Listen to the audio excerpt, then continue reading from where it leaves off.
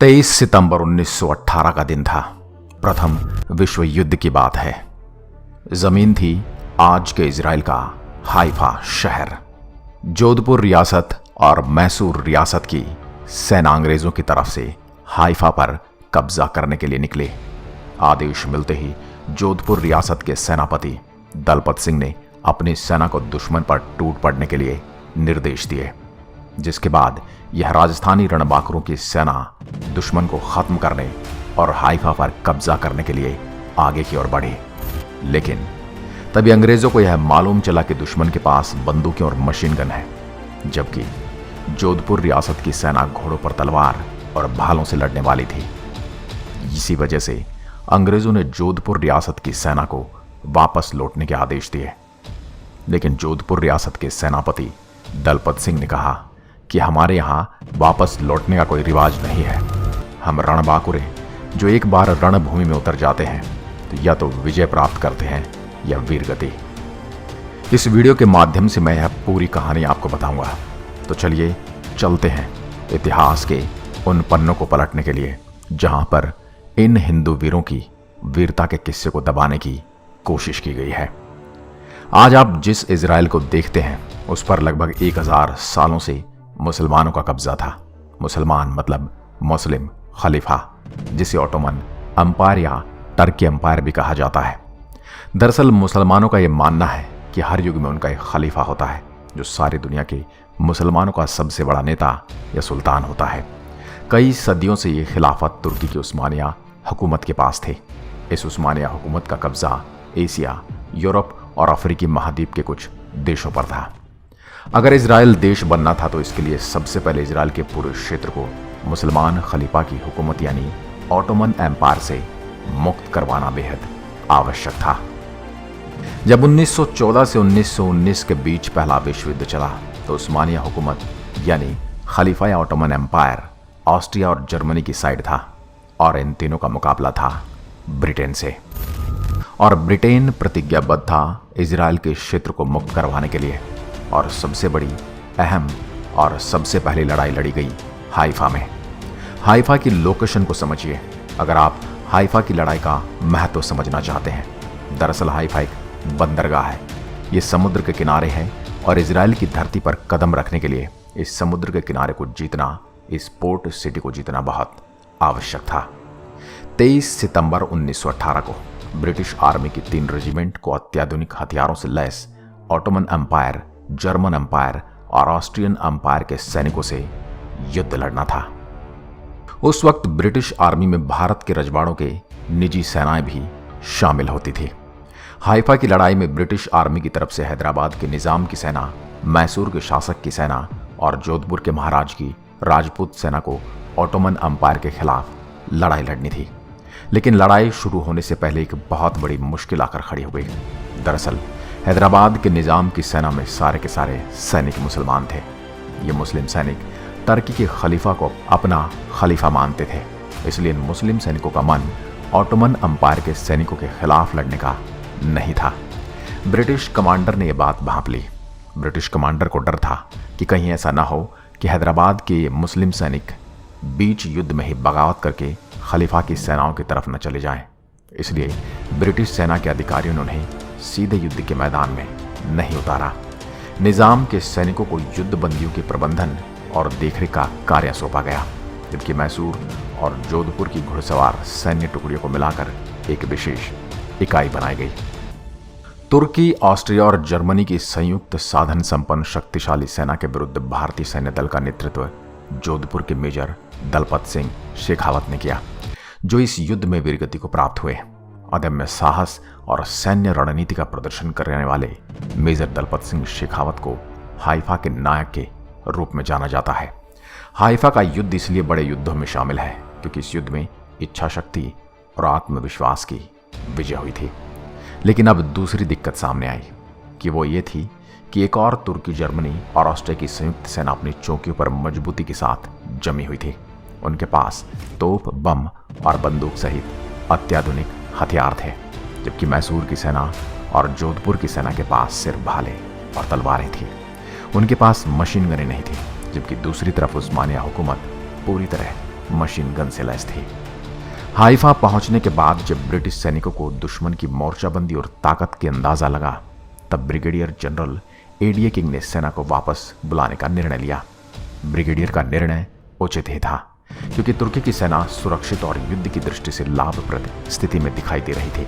लेकिन जोधपुर के वीर हिंदू सैनिकों ने युद्ध के मैदान से पीछे हटने से मना कर दिया। जोधपुर के इन वीर हिंदू सैनिकों ने ब्रिटिश कमांडर से कहा कि अगर वो बिना लड़े भारत लौटेंगे तो उन पर जिंदगी भर युद्ध के मैदान से भागने का दाग लग जाएगा। इसके अलावा वो अपने घरों को मुंह नहीं दिखा पाएंगे और उन्हें सदैव अपमानित रहना होगा। इसलिए वो सिर्फ मशीन गन के डर से युद्ध के मैदान से नहीं हट सकते। ऐसी स्थिति में या तो विजय होगी या वीरगति। आखिरकार मजबूरी में ब्रिटिश कमांडर ने जोधपुर और मैसूर की सेना को युद्ध की अनुमति दी। तलवार और भालों से सुसज्जित घुड़सवार एवं पैदल सैनिकों ने 23 सितंबर को सुबह 5 बजे हाइफा की ओर बढ़ना शुरू किया। भारतीय सेना का मार्ग माउंट कार्मल पर्वत श्रृंखला के साथ लगा हुआ था और किशोन नदी एवं उसकी सहायक नदियों के साथ दलदली भूमि की एक पट्टी तक सीमित था। जैसे ही सेना 10 बजे हाइफा पहुंची, वह माउंट कार्मल पर तैनात 77 mm बंदूकों के निशाने पर आ गए। परंतु भारतीय सेना का नेतृत्व कर रहे जवानों ने यहां बहुत सूझबूझ दिखाई। मैसूर लांसर्स की एक स्क्वाड्रन शेरवुड रेंजर्स की एक स्क्वाड्रन के समर्थन से दक्षिण की ओर से माउंट कार्मल पर चढ़े। उन्होंने दुश्मन पर अचानक आश्चर्यचकित कर देने वाला हमला कर कार्मल की ढलान पर 2 नौसैनिक तोपों पर कब्जा कर लिया। उन्होंने दुश्मन की मशीन गनों के खिलाफ भी वीरता के साथ आक्रमण किया। उधर 2 बजे जोधपुर लांसर्स ने हाइफा पर हमला कर दिया। मशीन गनों से 44 हिंदू वीरगति को प्राप्त हो गए। लेकिन जब ये हिंदू वीर उस्मानिया सैनिकों के पास पहुंच गए, तब मशीन गनों की उपयोगिता खत्म हो चुकी थी और खलीफाओं के एक सैनिक का इन्होंने सिर अपने भालों की नेजों से चीर डाला। हिंदू वीरों ने उस्मानिया हुकूमत के युद्ध पोतों पर कब्जा कर लिया और साथ ही हाइफा के शहर पर भी विजय पताका लहरा दी। इस तरह हाइफा पर 400 साल का खलीफा शासन खत्म हुआ और यहीं से इजराइल देश की नींव पड़ी, जो अपने लिए कई सदियों से जमीन तलाश रहे थे। इस भीषण युद्ध में न केवल भारतीय सेना ने हाइफा को जर्मन और तुर्कों से मुक्त कराया, बल्कि साथ ही साथ लगभग 1350 दुश्मन सैनिकों को बंदी बना लिया, जिनमें करीब 25 जर्मन ऑफिसर और तुर्कों के 35 ऑटोमन ऑफिसर भी शामिल थे। इसके अतिरिक्त तोपखाने की 17 तोपों के साथ अनेकों बंदूकों और मशीन गनों को भी कब्जे में लिया गया। इस युद्ध में भारत के 44 सैनिक शहीद हुए। इस विजय ने यहूदियों के लिए एक नए देश इजराइल के निर्माण का मार्ग प्रशस्त कर दिया और 14 मई 1948 को इजराइल के रूप में यहूदियों को अपना एक देश मिला और जन्म हुआ इजराइल का। मेजर दलपत सिंह को हाइफा के हीरो के रूप में ख्याति मिली और उन्हें मरणोपरांत मिलिट्री क्रॉस प्रदान कर सम्मानित किया गया, जबकि कैप्टन अमन सिंह को इंडियन ऑर्डर ऑफ मेरिट तथा ऑर्डर ऑफ ब्रिटिश एम्पायर एवं दफादार जोरा सिंह को इंडियन ऑर्डर ऑफ मेरिट प्रदान किया गया। वहीं हाइफा युद्ध में वीरतापूर्ण प्रदर्शन के लिए कैप्टन अरुण सिंह और लेफ्टिनेंट सागत सिंह को मिलिट्री क्रॉस से नवाजा गया। लगभग हजारों साल से अपनी मातृभूमि से बेदखल, दुर्व्यवहार और अमानवीय यातनाओं के शिकार यहूदियों के लिए 23 सितंबर 1918 को तुर्की साम्राज्य से हाइफा शहर की मुक्ति का महत्व बहुत ज्यादा था। यूरोप सहित दुनिया के अन्य हिस्सों में रह रहे यहूदियों ने जब हाइफा की मुक्ति का समाचार सुना तो वे खुशी से झूम उठे। हाइफा शहर की मुक्ति के बाद भी भारतीय सैनिकों ने ब्रिटिश, ऑस्ट्रेलिया और न्यूजीलैंड के सैनिकों के साथ मिलकर पूरे इजराइल को मुक्त करवाने के लिए कुछ और लड़ाइयां भी लड़ी। इजराइल की आज़ादी के लिए लड़े गए विभिन्न युद्धों में लगभग 900 साहसी भारतीय सैनिकों ने अपने प्राणों का बलिदान दिया है। भारत के प्रति इजराइल का जो कृतज्ञता का भाव है, संभवतः उसके पीछे इन्हीं महान योद्धाओं का बलिदान है। भारत और इजराइल के बीच रक्त संबंध है। भारत के प्रधानमंत्री नरेंद्र मोदी ने अपनी ऐतिहासिक 3 दिवसीय इजराइल यात्रा के दौरान हाइफा युद्ध में वीरगति पाए सैनिकों के समाधि स्थल पर पहुंचकर दुनिया को भारतीय सैनिकों के अदम्य साहस से परिचित कराया। भारत के ही ज्यादातर लोग भारतीय योद्धाओं के इस पराक्रम की गाथा को पहली बार सुन रहे होंगे, जबकि यह इजराइल में पाठ्यक्रम का हिस्सा है। जैसा कि वर्ष 1918 में हाइफा के युद्ध में भारत के अनेक योद्धाओं ने अपने प्राणों का बलिदान दिया। समुद्र तटीय शहर हाइफा की मुक्ति से ही आधुनिक इजराइल के निर्माण की नींव पड़ी थी। इसलिए हाइफा युद्ध में भारतीय सैनिकों के प्राणोत्सर्ग को यहूदी आज भी स्मरण करते हैं।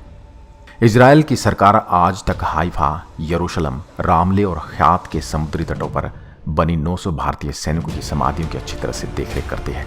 इजराइल के बच्चों को इतिहास के पाठ्य पुस्तकों में भारतीय सैनिकों के शौर्य के पराक्रम की कहानियां पढ़ाई जाती हैं। प्रत्येक वर्ष 23 सितंबर को भारतीय योद्धाओं को सम्मान देने के लिए हाइफा के महापौर, इजराइल की जनता और भारतीय दूतावास के लोग इकट्ठे होकर हाइफा दिवस मनाते हैं। भारतीय सेना भी 23 सितंबर को हाइफा दिवस मनाती है।